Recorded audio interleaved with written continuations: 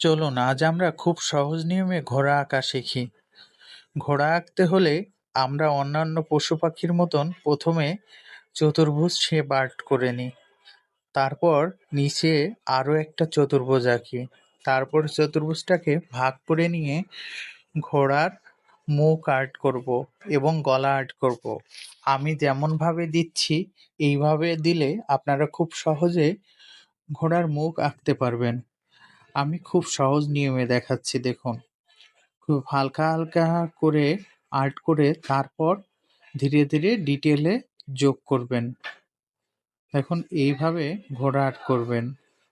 ঘোড়ার উপরে, গলার উপরে, তারপর দেখুন বডিটা কেমন হয়। চতুর্ভুজ শেপ থাকবে না। একটু বডিটা মাঝ অংশ থেকে একটু সরু হয়।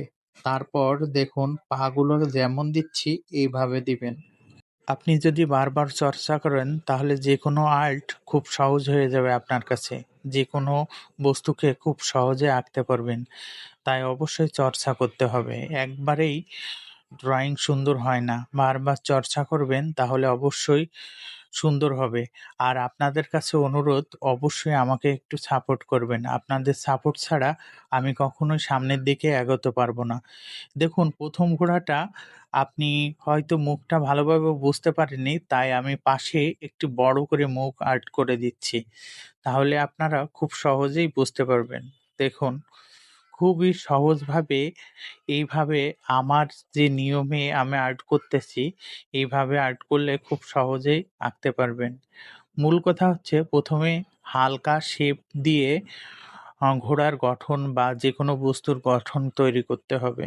তারপর ধীরে, ধীরে ডিটেইল যোগ করতে হবে। দেখুন আরো একটি ঘোড়া আর্ট করতেছি অন্যরকম। মানে আমরা ২ ধরনের ঘোড়া আঁকা শিখব।